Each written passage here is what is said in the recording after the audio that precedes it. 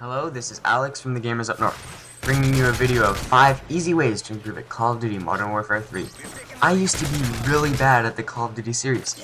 Sure, I had some beginner's luck at the beginning, but after that wore off, it was one embarrassingly bad score after another. However, most of how you improve is by practice. Your reflexes are really important in the Call of Duty series, and almost any game in the FPS genre. However, I can't teach you what comes with practice, but these are 5 tips I wish I would have known back when I was first playing Call of Duty multiplayer. Now before we get started, I would like to thank GrievingShelf, or Will, who will appear as a guest in the split screen tests, and Hooky77, or Jaeh, who will appear in the full screen tests. Tip number 1. Come prepared. There are 3 ways to come prepared. The first is to change your sensitivity. You can do this in the options menu. Higher sensitivities allow you to move the reticle faster, allowing for quicker acquisition of a target. Lower sensitivity is for taking it slow and steady. I am on the top screen with a higher sensitivity of 7, and Will is on the bottom with 2. The test is to see who can spin 360 degrees and aim back at the water tower. As you can see, I do this way faster than Will. It can be argued that the higher the sensitivity, the better. That is, if you can control it. I recommend you fiddle with your sensitivity to what you find comfortable. The next thing you can do is change your button. The 2 most popular are default and tactical. All tactical button layout does is switch your crouch button and your knife button.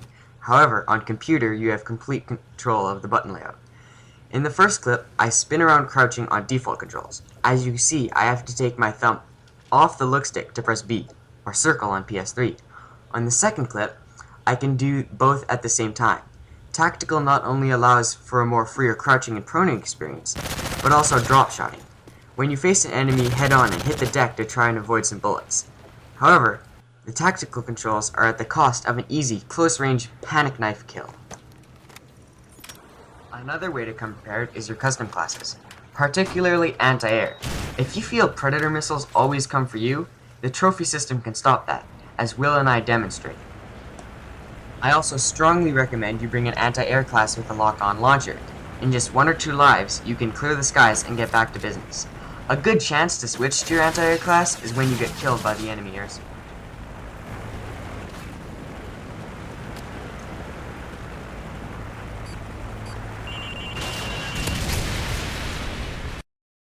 Tip number 2.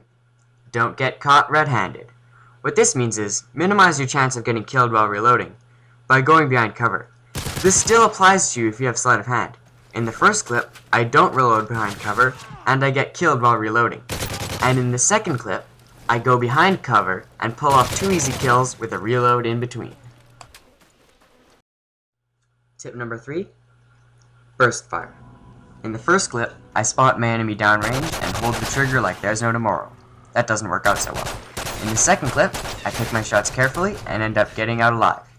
Even with the CM901 with the kick proficiency, I am still unsuccessful. So when taking on an enemy downrange, pick your shots carefully to save your ammo and save your life. Tip number 4. Back up. This has probably happened to you a lot. You're approaching a choke point, you turn the corner, you try your hardest, and you get killed by the guys who have set up camp. Again, on split screen. You still eat lead. So how can you get from dusted to duster? Back up, of course. Stand back and slowly turn the corner, revealing a small bit of the map at each time. The moment you spot your enemy, he will already be in your crosshairs.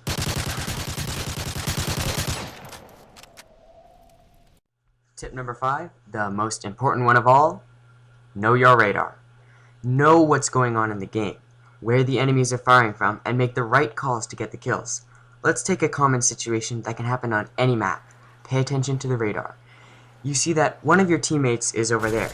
He gets shot and killed. Now you know the enemy is advancing down there.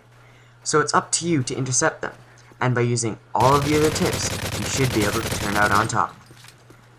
I probably should have burst fired, but I still won. Knowing is half the battle.